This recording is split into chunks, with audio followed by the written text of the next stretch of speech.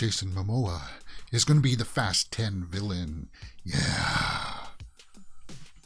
Jason Momoa is apparently going to be the villain for the Fast and Furious 10 movie that's coming out. Okay, guys, let's just get right into it. This is over on Joe Blow. Fast and Furious 10, Jason Momoa confirms he'll be playing the villain, facing off against Vin Diesel.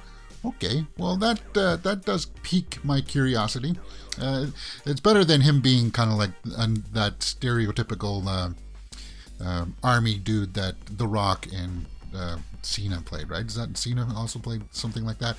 He's going to be the villain. Okay, that's cool. That's really cool. I like that casting. He's got a quote here that came out, and this is on Joe Blow, guys. It's fun. I get to play the bad guy, which I haven't gotten to do for a while. Now I get to be the bad boy, the very flamboyant bad boy. A little panache. A little panache. You know, he played the bad guy before in one of the, what was it? Bullet to the Head with Sylvester Stallone. He was a good villain in that, but he didn't have much. And of course, he was somewhat of the villain in Game of Thrones. Drago or whatever, because he mistreated Mike Khaleesi. And he's going to be the villain in Fast and Furious 10, guys. What do you think? That's pretty much what we were expecting. And I think that's a good fit. What do you guys think? Let me know in the comments below, and we will talk about it. You're watching Mirror Domains Movie News, your place for entertainment headlines. Guys, this is a daily live show, Monday to Friday, 12 p.m. Eastern, where we actually do talk about the movie topics. And here's the rundown for today's list. We just talked about the, off the top there, Momoa being the fast villain. We got to take a look at the Tomatometer now for the Batman, because the audience ratings are in and they are up, so we'll take a look at that. Matt Reeves said that he always wanted Paul Dano to play the Riddler. We'll look at that story. And Brendan Fraser, Batgirl, he's going to be the villain in Batgirl. And we did this story yesterday. I want to do a small correction with that and show you guys the actual picture that I somehow missed. Doctor Strange 2 has a new toy out that reveals a new sorcerer. Okay. And what is this Cliff Beast 6, guys? Yesterday there was this trailer out with Karen Gillan, and it's her facing off against dinosaurs or something. I did a trailer reaction for it, but everybody's kind of like, what, is it an April Fool's joke? What is it? We'll talk about that. Furiosa, we talk a little bit about the premise, the plot, what it's going to be about, what it's not going to be about. And there's some casting rumors to the new Madonna Biopic. That's got my interest piqued. And we'll go through some various headlines. We'll look at a Chris Pine trailer that came out for Amazon Prime. And if we got time, we'll do the Twitter roundup. If you're watching us live, guys, I'll be participating in a live chat for sure. Fuzz Aldrin's here. Hey, how's it going? And I always we'll address the live chat in between stories. That's what I like to do. But if you're watching us afterwards, don't worry. You can click these topics by time codes that you'll find in the description and comment section below. All right, guys, with that being said, let's get right into the stories, because that's how I like to roll on this channel. And we'll go to the tomato meter today to see what's going on, because most of us are going to be seeing the Batman tonight. Well, us huge fans of it. We got our tickets and everything. So the tomato meters for the critics is still 86%, but the audience score is out now and it's 96% with 255 verified ratings. And I tried to update my profile this morning, but it's under maintenance. But my reviews and stuff will be, I'm registered now. I got that all sorted out with Rotten Tomatoes, so my reviews will be up there too. I'm waiting for this site to finish its maintenance, and then I'll get that corrected, and you'll see my little score up here later on today. And it won't be James Mirror Domains. I'll fix it so it says Mirror Domains there, and I'll put in my review when I see it later tonight. But we know that the most common criticisms were out there were that people don't like the long times, the long run time. But there's a new one up here by Sarah Michelle Fetters that says there is something triumphant about Reeves the Batman. And I do like where the film leaves the character before the screen fades to black, but so many aspects don't come together, each refusing to resonate no matter how much I wished otherwise. And, you know, I don't hate people for not liking it. I'm not somebody who says, well, hey, if I loved it, then I got to trash people who said that they didn't like it. No, I'm not like that. I'm not like that at all. Unless you want to make me want to like something that I don't like. That's the way I look at it. There's very few movies that get me triggered. Very few. The Last Jedi is one of them. But, the tomato meter is up. And there we go. The audience score is 96%. And that's good. I'm seeing it in precisely 6 hours. 6 hours I'll be sitting down and watching this movie. And guys, I'm prepared. Are you guys prepared for the Batman? I'm excited for this. What I have here is my water for the day, for this morning, and I poured this morning. I didn't fill it all the way to the top, but this is all I'm going to drink between here and going to see the Batman. Now, normally I'll have my coffee with this too, and stuff like that. But I'm preparing. I'm getting myself ready so that I don't have to get up and go to the washroom. I know it's awful, and I'll just sip this water. I may not even drink all of it, just to keep my palate. Lubed up. Lubed up. Just, to wet my whistle. But I just don't want to get up and have to use a washroom for the Batman. But that's the audience scores. That's the tomato meter. And there was another little bit of news that came out. Matt Reeves said that there's going to be a spin-off about Arkham Asylum. Well, what's that about, guys?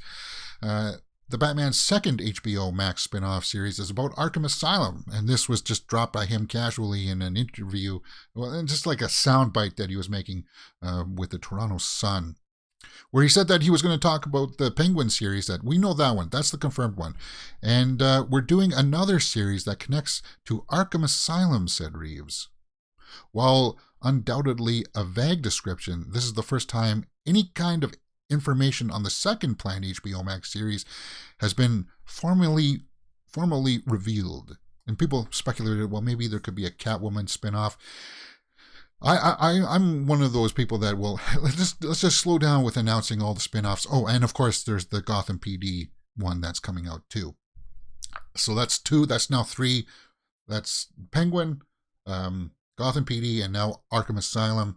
We still may get a Catwoman spinoff.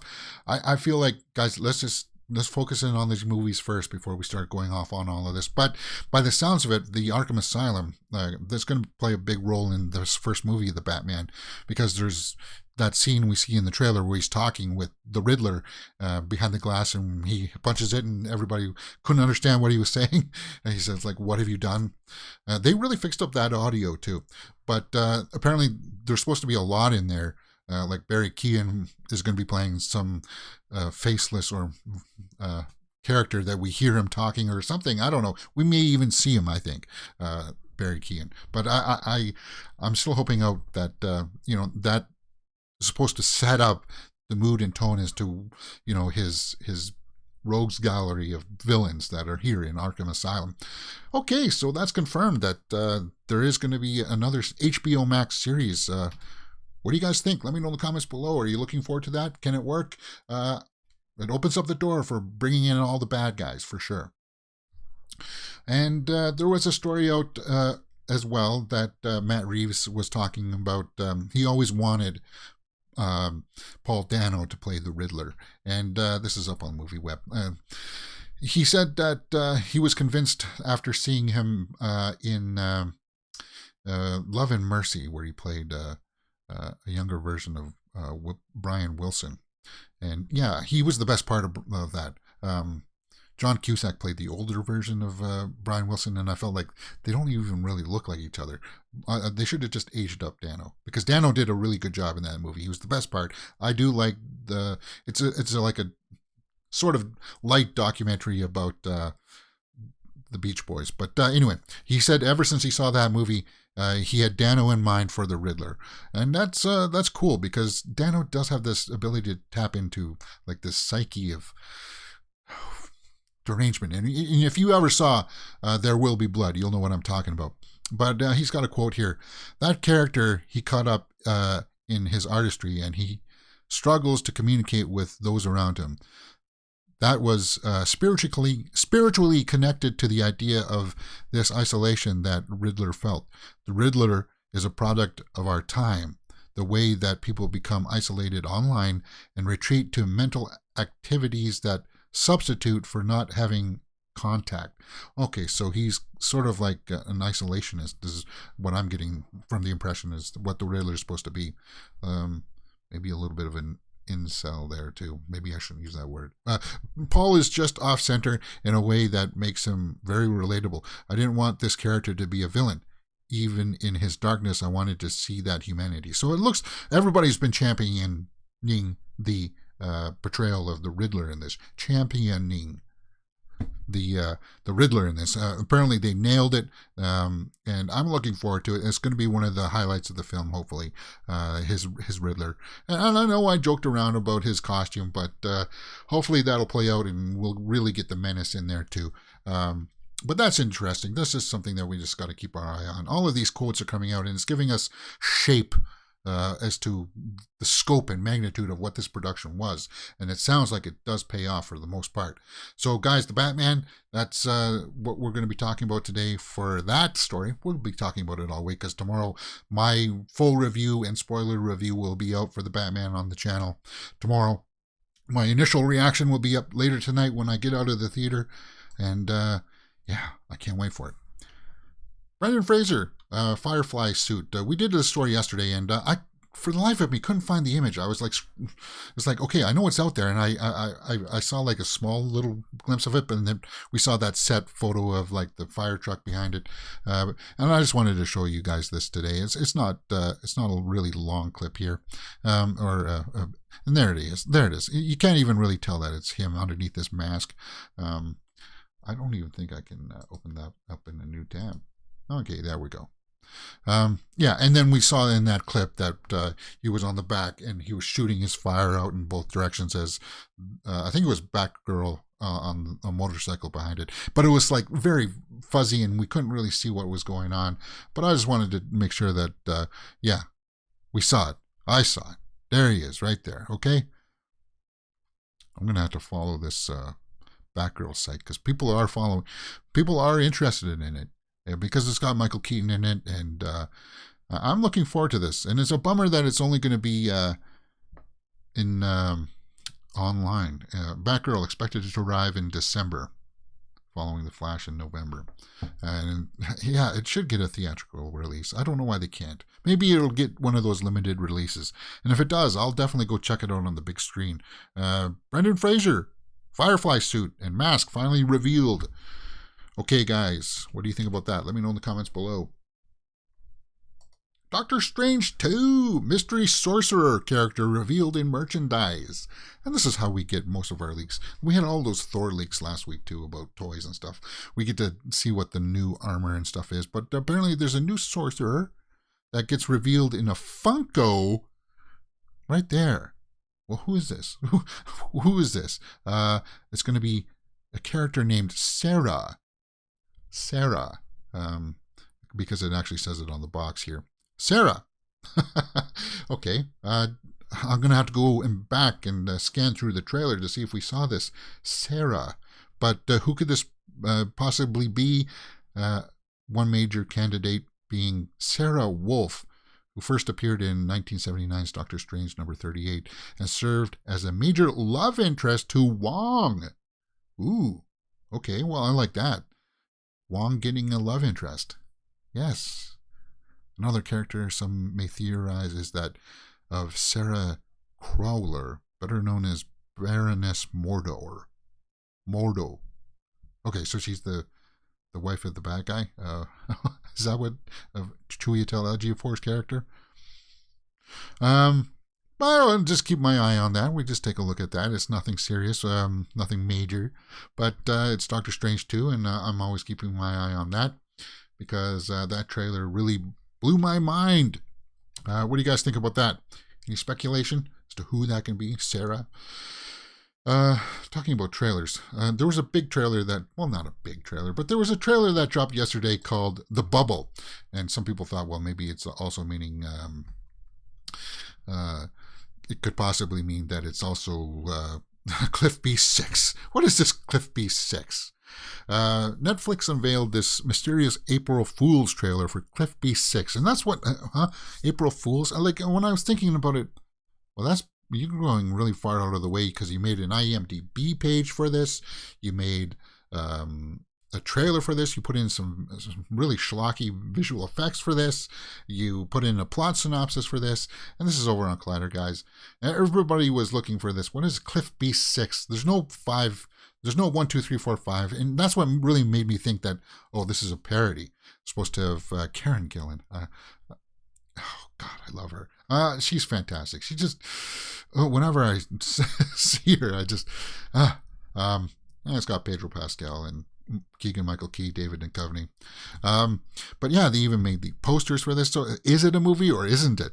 That's the real speculation. And apparently it's supposed to be this movie about the bubble, this movie called The Bubble, that within the movie called The Bubble, they're making a movie called Cliff Beast 6. So the movie's called The Bubble, but they're making the movie The Bubble is about this crew making a movie called Cliff Beast 6. And that's what we got yesterday. That's one of the speculations. Because the synopsis here does say a group of actors and actresses stuck in a pandemic bubble at a hotel attempts to complete a film. So that's what people are thinking, is from Judd Apatow, that the film within the film is called Cliff Beast 6, but the actual title is called The Bubble. I can see that they're trying to have some fun or some levity with it, and it may still be a huge April Fool's joke, but to go out of this way to get all these people online and aboard to have this prank, the big prank for Netflix, it's. I feel like if that was the intent, it's missed its mark. It has, and it'll go for a lot of people. It'll go whoosh, unless you really show us something more in the trailers, which are supposedly just fake. I hope they come out in the next week or so and really clarify this, because if it comes out in just a month here, they really do. I mean, I'll watch anything with Karen Gillan in it because I do like her a lot.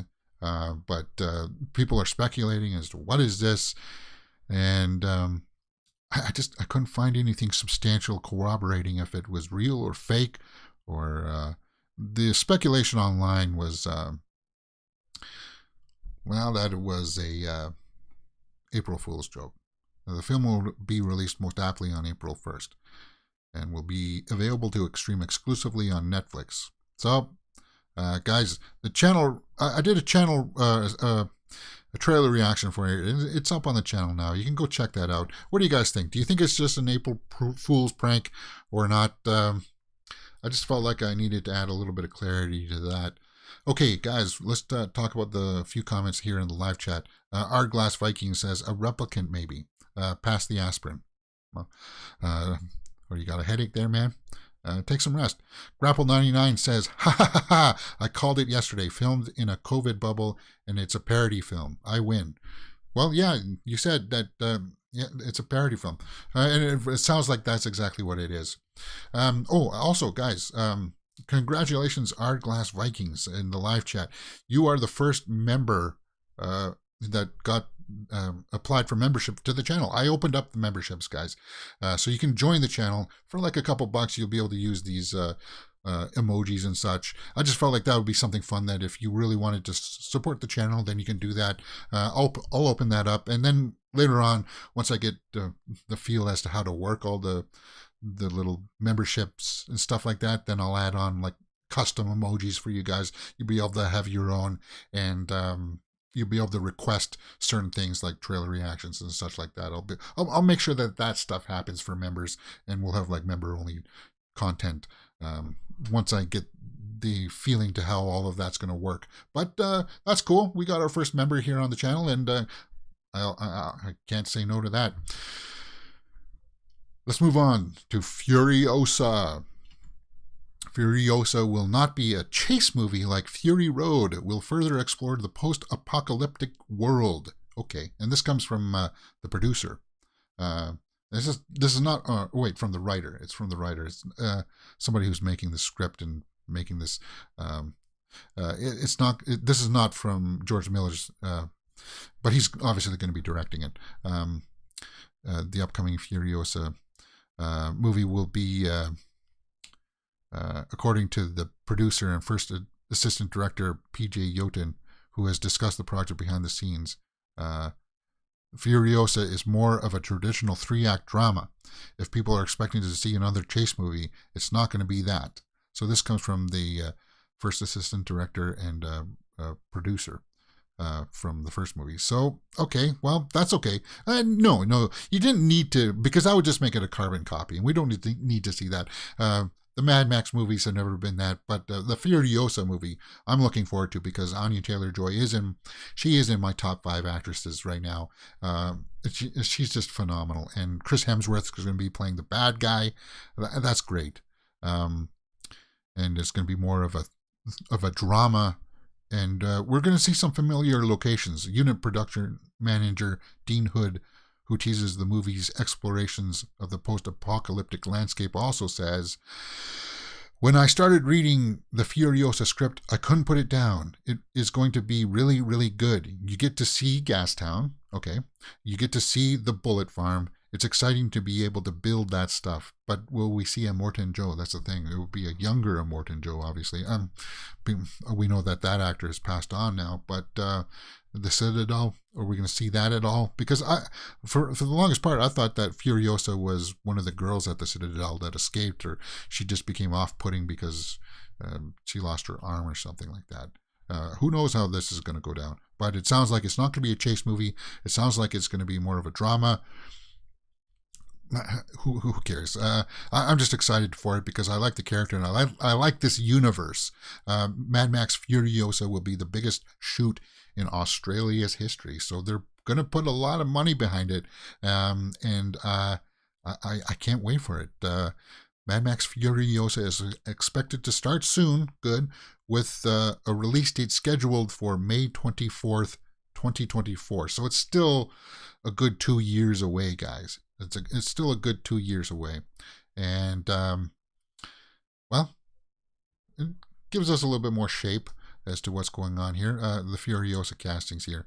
IMDb doesn't have this updated. Anya Taylor-Joy, we knew. Chris Hemsworth and Tom Burke are the confirmed, for sure, confirmed.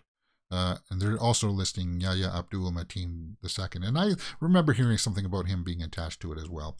But that's all I could get on that story. But what do you think about that? Let me know in the comments below. Furiosa not being a road chase movie, more of a drama. Yeah, I'll check that out. I'll check that out for sure. Something I am going to check out too is this Madonna Biopic.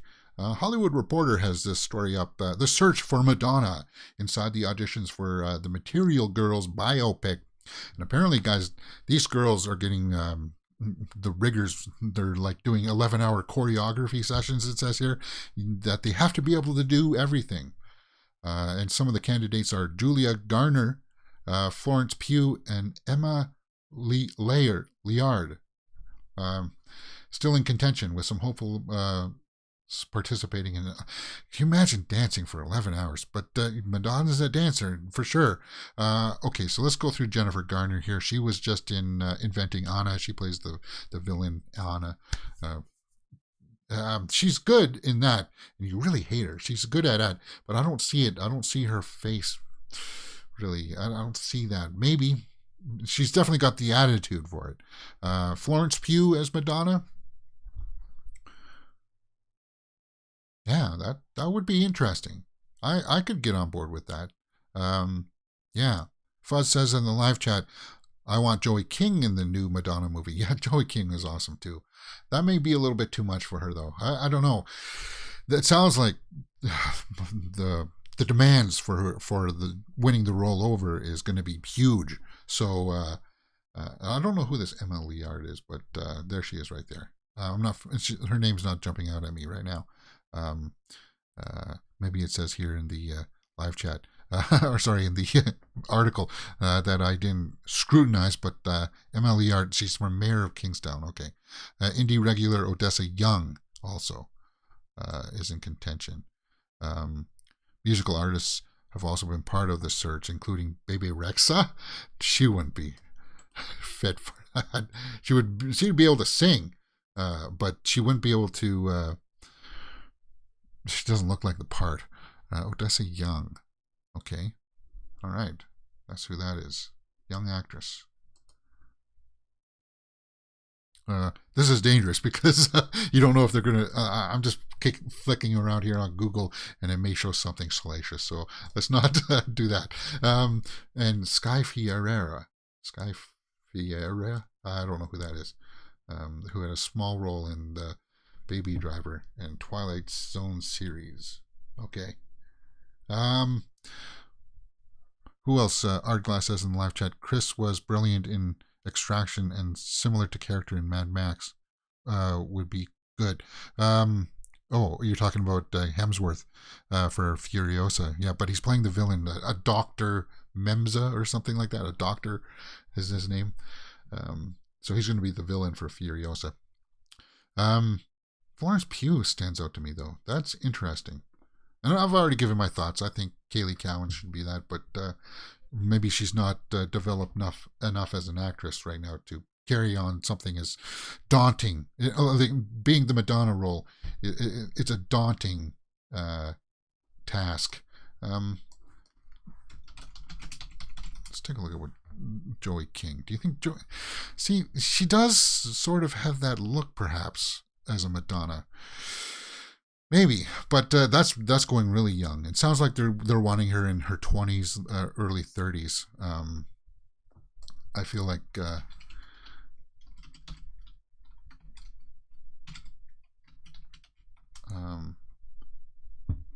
this is who I would say, Kaylee Cowan. She's going with Casey Affleck right now, and I just see it in her face a little bit more. But she's like a smaller actress right now. She hasn't really gotten a lot of big roles under her resume just yet. But she is a talent, and that would be my pick right now, because Madonna Biopic. I'm gonna have to keep my eye on that. Arglass says in the live chat, yeah, the girl from Baby Driver could play Madonna. Okay. Yeah. And that's not the only Madonna story that we have to talk about today, guys. Did you know that Madonna's going to be in that Weird Al movie? And we got our first look. Rachel Wood is playing Madonna in this. So she's going to be in that Weird Al biopic, and there she is right there. The Material Girl. Because Weird Al made, what was that, Like a Surgeon? And I guess he had to go get permission from her, and she's going to be playing that role in a scene or so in Weird, the Al Yankovic story for Hulu, or no, it's not for Hulu, it's Roku. I don't know all these streaming services, guys, but there she is right there. Rachel Wood is going to be playing her. So we already got this in the Roku channel there. It has it up on their page. Let me see if I can blow that up a little bit. I'll take a look at her as Madonna.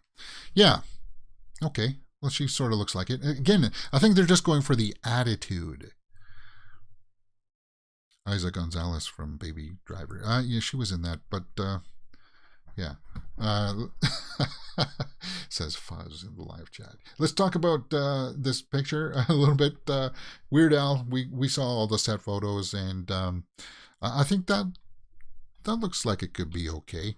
It looks like it could be possible. Weird Al, but I don't think they would ever cast her in the biopic, because it looks like Madonna's having a real hands-on approach as to who she wants for that.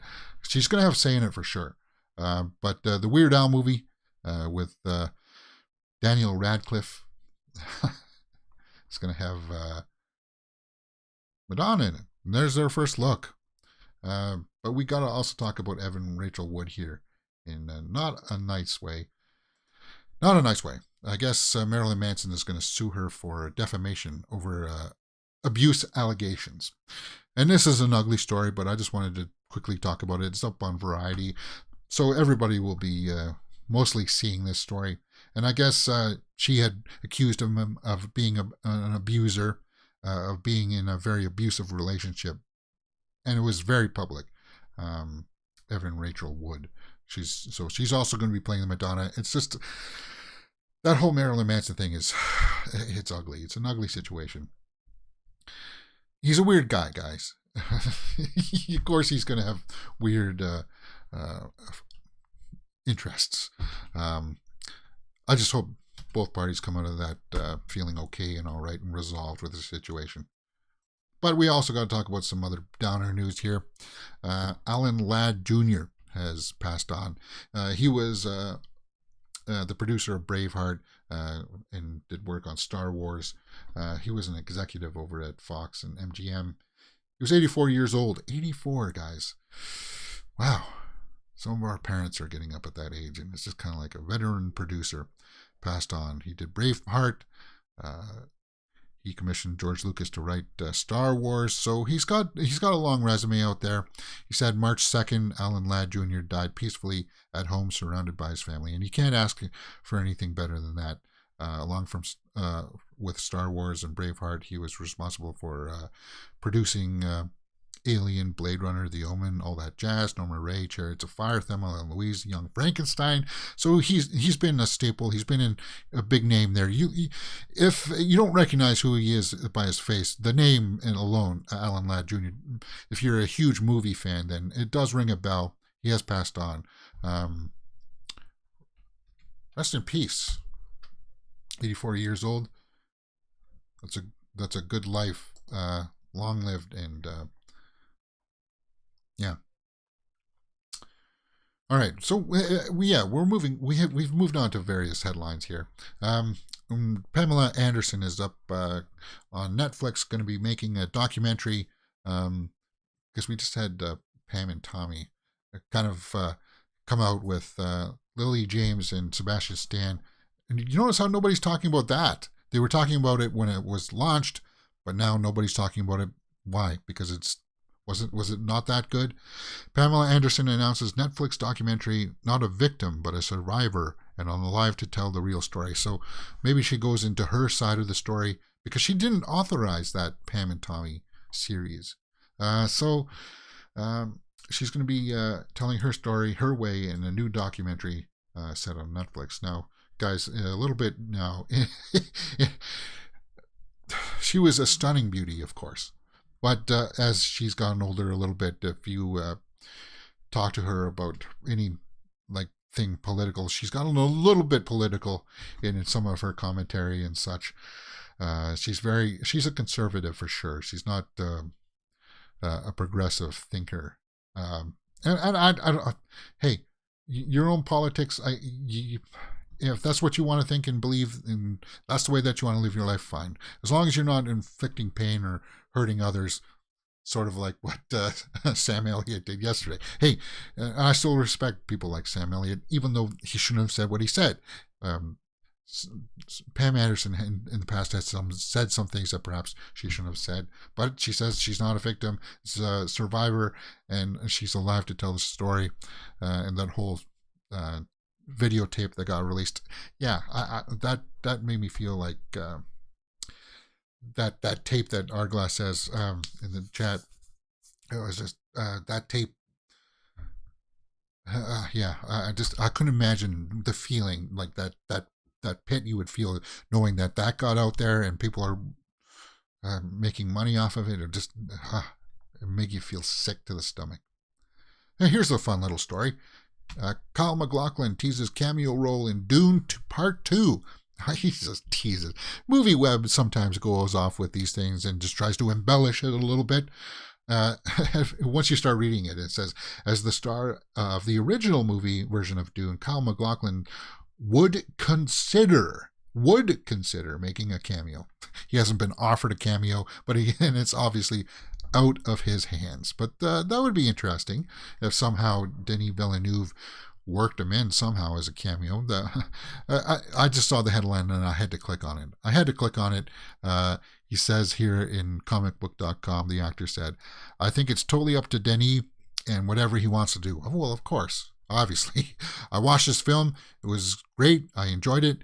Had a tremendous sense of nostalgia, to be honest, watching some of the sequences and remembering stuff that I did with all of our cast in 1983. So it was a trip down memory lane for me, but I thoroughly enjoyed it. And who knows what he's got up his sleeve. I don't know. He wouldn't be a major character. He'd just be maybe one of those guys in the backgrounds that is part of the squad that gets up onto on the sandworms. That would be cool. Yeah. But that's just speculation. It's just a little bit of fun. What do you guys think? Dune 2. I just like that because I'll always pay attention to Dune news because I really like that first movie, and the Matt Reeves reboot there worked cool for me too. Okay, so this is a little bit of fun. When I get up in the morning, I'll look at my Twitter and see what's going on out there. And I saw all these memes about Wheel of Fortune the other day. I was like, I just dismissed it. But apparently Pat Sajak has come out and defended trolls after public humiliation. And because if you have Twitter, then you'll see that Sajak was trending too this morning. I was like, well, what is all this about? What's going on here? And apparently he had to get up and defend some contestants that couldn't solve this puzzle. And I'm not going to rag on this Twitter, but apparently on Twitter, like even Josh Gad and Elizabeth, there was just a lot of people were making fun of these people who couldn't solve the puzzle here. They had all these letters filled in, another feather in your cap.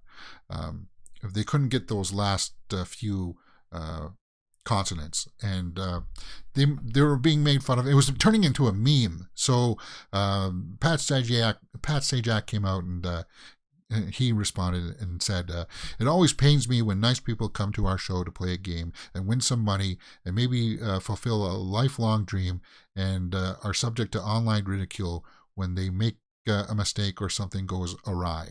And I got to move up there because why are there panties being advertised right there? Damn it. Damn this site. Variety. Guys, I don't wear panties. I know that may come as a surprise to some of you, but I don't know what that's about. But if you were wondering why Pat Sajak was trending this morning, what was going on with Wheel of Fortune, apparently that's what was going on.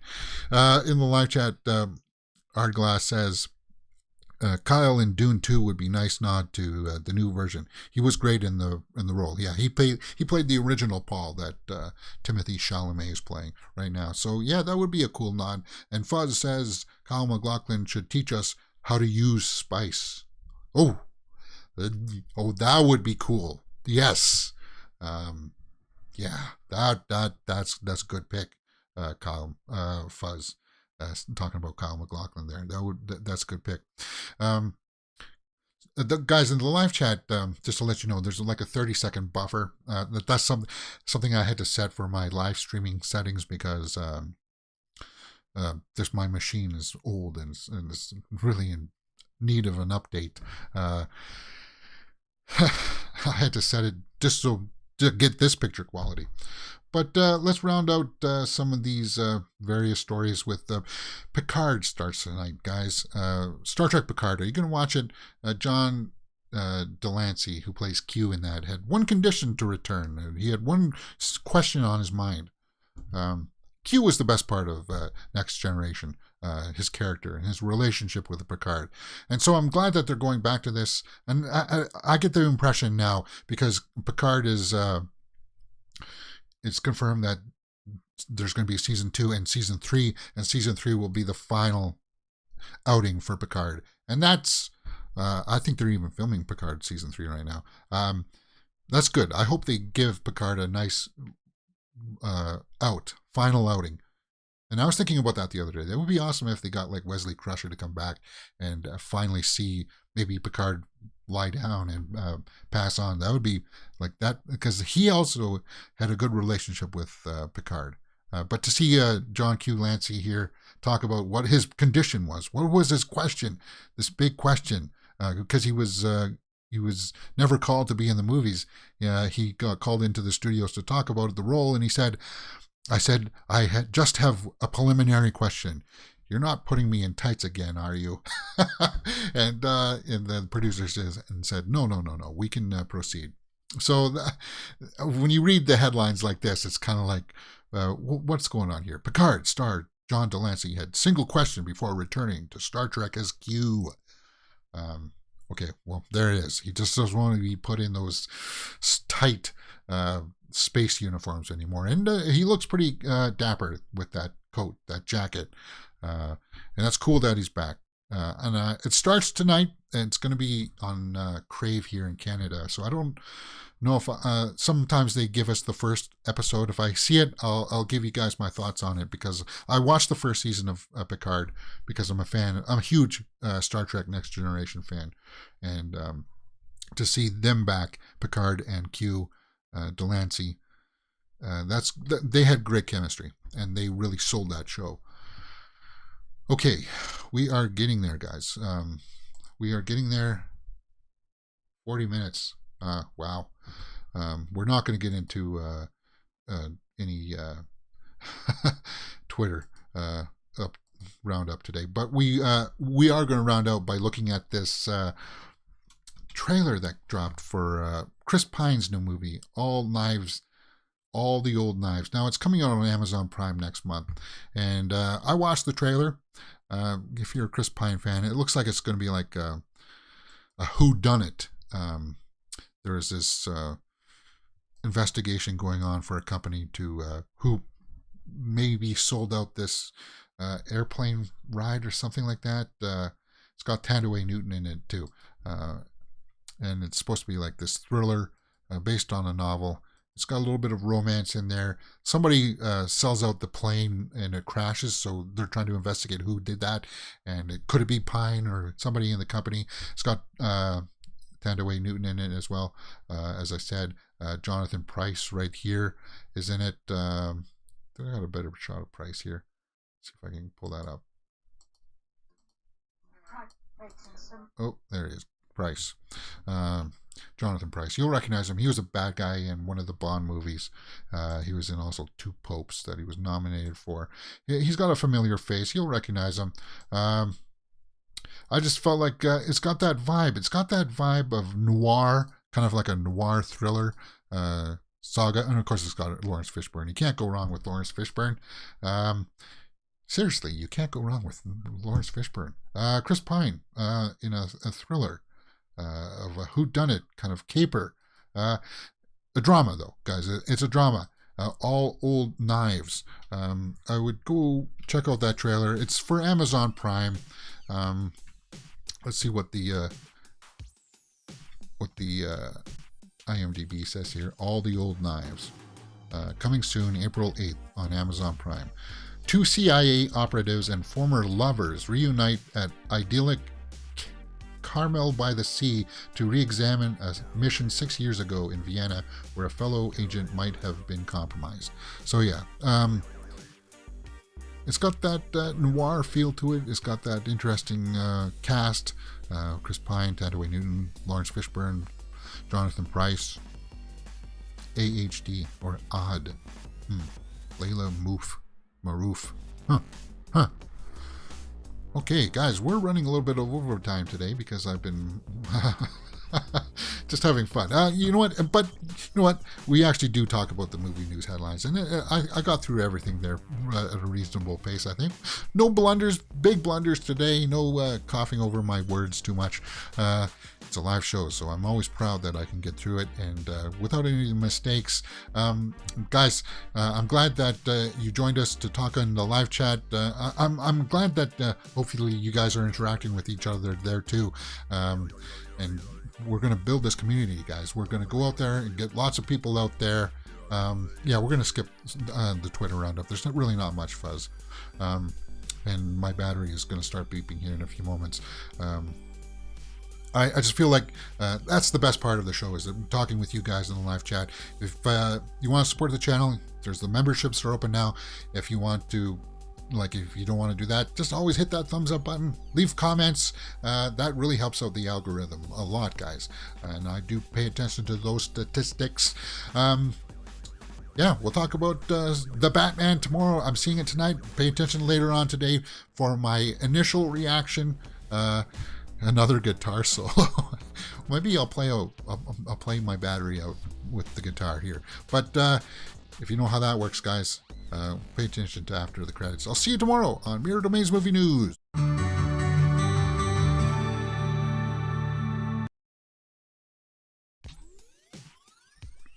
So you want another guitar solo. I figured out something too. It's because I got my camera zoomed. If I zoom out, who cares? You can see my fan.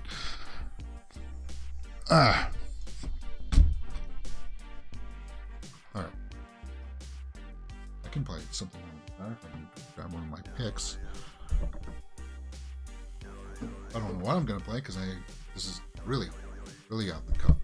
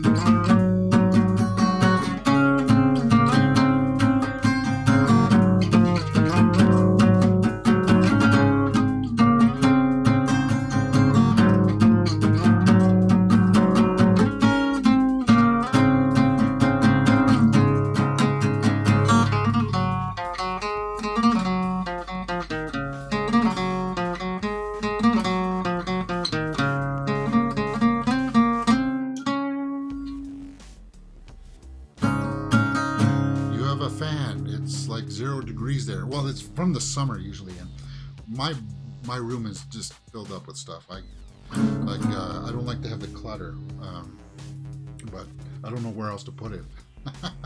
I don't use it right now, obviously.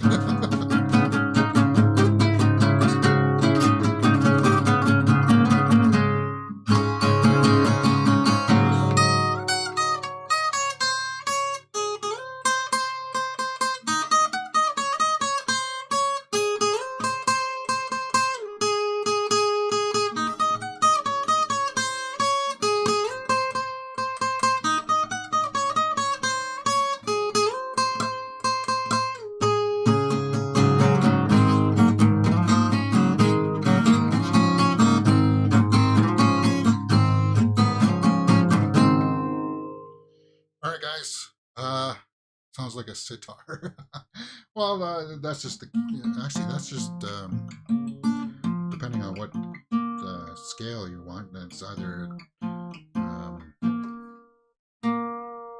G major,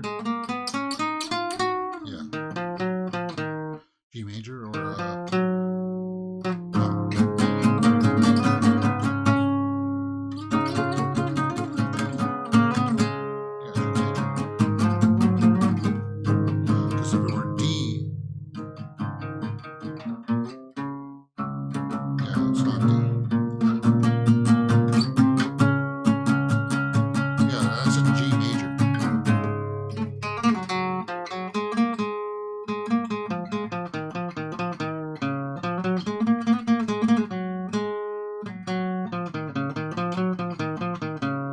it sounds a little bit Eastern because of I'm using the A instead of the G.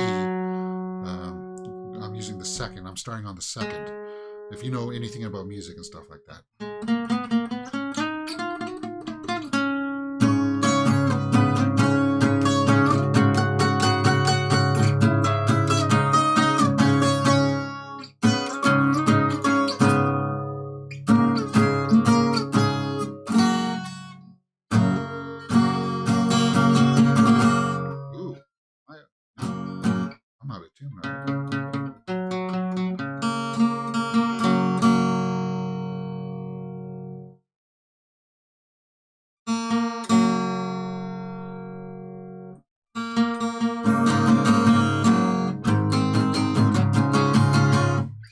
Alright guys, that's it. I'll see you tomorrow. Hope you enjoyed the Batman if you're going out to see it.